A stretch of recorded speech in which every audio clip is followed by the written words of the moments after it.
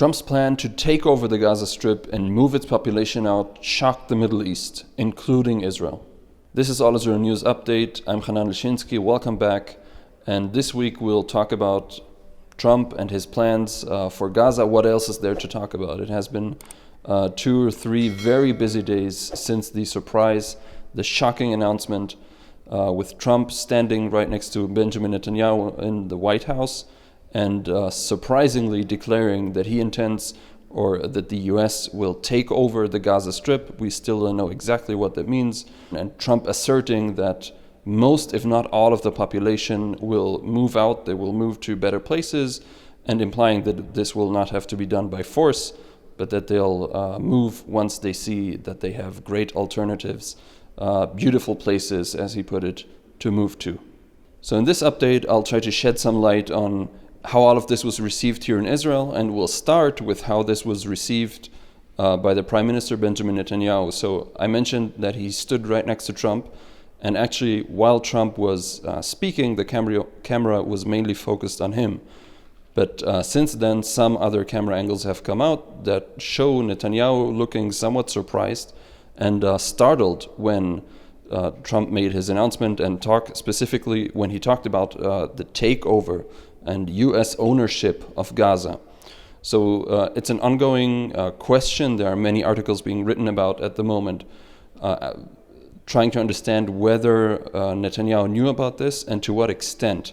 Now, from what I've seen, especially in the large U.S. newspapers, New York Times, Wall Street Journal, and so on, there are some reports citing anonymous sources from within the Trump administration that are saying that even the officials in the administration were surprised, at least by the extent of what was being said by Trump, that they weren't prepared, and they were surprised when Trump got on the stage after a closed doors meeting with Netanyahu and went on to present this plan, and also said that he had been planning for this for months. He looked at this from all kinds of angles, as he said. So on the Israeli side, there have been some reports, some indications in the last weeks that suggest that at least the gist of this whole plan might have come from an Israeli initiative. Israel's Strategic Affairs Minister Ron Dermer was in the US several times over the past months, also since the Trump administration was elected in November. And so the idea or the suggestion here is that at least the initiative of moving at least part of the population of Gaza out of the Strip might have come from Israel. But as far as we can tell right now, the extent, the word ownership, the idea that the US would take over, again, we still don't know what this means, but it seems that this was surprising even to Netanyahu and to his closest associates, as well as to several US officials in the Trump administration. If the Israeli government was surprised, we can say that most Israelis were completely shocked when they woke up in the morning, opened their phone, and read that Trump intends to take over Gaza. I was certainly shocked, but in the hours, in the following hours, almost all of the Israeli leadership, almost all leading politicians reacted to this news. I'll just go over quickly some interesting points, but if you want to read a more in-depth article talking about the Israeli politicians reacting to the news, you can click here and read a more in-depth report about this. In any way, what wasn't surprising is that the Israeli right wing was delirious, was basically dancing in the street, possibly literally dancing in the street, some of the politicians. The Israeli religious right wing, so the national religious and the Haredi parties, some of them, they were quoting scripture, they were calling Trump God's messenger, and so on. You can imagine, of course, how happy they are.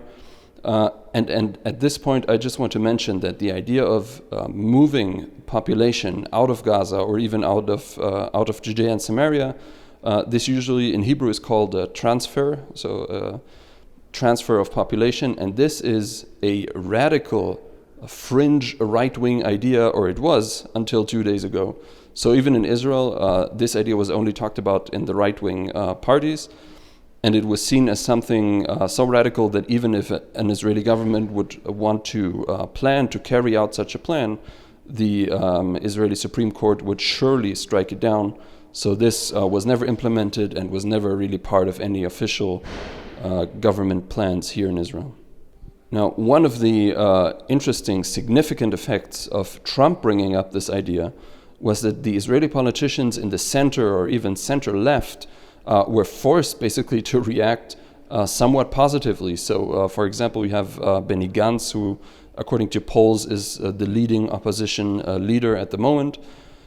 He called the idea creative, original thinking, and basically was positive about it without directly, explicitly praising the idea. Something similar came from Yair Lapid, who is the current opposition leader. Again, a cautious optimism, but not outright praise for this. While, of course, on the fringe, or on the far left, rather, one of the politicians, Yair Golan, he's the leader of the Democrats party, also a party that, according to polls, will be significant in the next elections. He basically dismissed the whole idea as just attention grabbing, headlines grabbing, and really said that the focus should be on the hostages and returning the hostages at the moment. And even farther to the right, to the left, among the Arab parties, there were very strong words condemning the idea. Of course, these Arab parties represent the Arab Israeli population here in Israel. Some of them are identifying as Palestinians. So their representatives, of course, used words like ethnic cleansing, war crimes, genocide, and so on to condemn the idea that the people that they see as their brethren would be moved either by force or voluntarily. They didn't really comment on that, from Gaza and out of what they see as their homeland. And this, of course, in the Palestinian context, is an idea that is very radical and is seen as a red line that really shouldn't be crossed. Now, finally, I want to highlight some of the reactions that I found the most interesting, and they might be some of the most relevant in deciding the fate of of Trump's idea to take over the Gaza Strip and move the population from there. So these reactions came somewhat surprisingly from the right wing. They are negative reactions to Trump's plan. And as I mentioned at the outset, most of the right wing, of the Israeli right wing, was very happy about this idea. They see it as something that furthers Israel's security, but there are voices, and they are few at the moment, and they are not very relevant, that are warning that this might be a dangerous precedent. Here in Israel, even among the right wing, most of the people are always convinced that Israel should take care of its security by itself with its own forces. And contrary to what some even right-wing people who are kind of hostile to Israel in the U.S., people who were warning that U.S. boots might be on the ground here in Israel very soon, among most Israelis, the idea that there will be any kind of foreign boots on the ground in Israel is not accepted at all. So this idea that the U.S. will take over Gaza, which many among the right wing in Israel also see as integral part of the land of Israel, this idea was not received positively by everyone. And this will be interesting to follow in the coming weeks, and as we'll see how this idea develops further and what will really happen on the ground with Trump's plans. Much of this will already be decided next week and the week after, when Jordan's King Abdullah II and Egypt's President al-Sisi will visit the White House after Netanyahu was there this week. The leaders of Jordan and Egypt will be there, and the way that they will be received, and also the public statements that will come out of these meetings, will be very important in setting the course and deciding the fate of this Gaza plan. And we'll see if it was just a negotiating tactic by Trump, or if this plan, or at least parts of it, will really be carried out on the ground in Gaza and in Israel. And if you want to keep updated on this issue here at All Israel News, we'll follow this, of course, very closely. You can leave a like on this video if you liked it. You can follow us here on our channel on allisrael.com and all the other social media channels.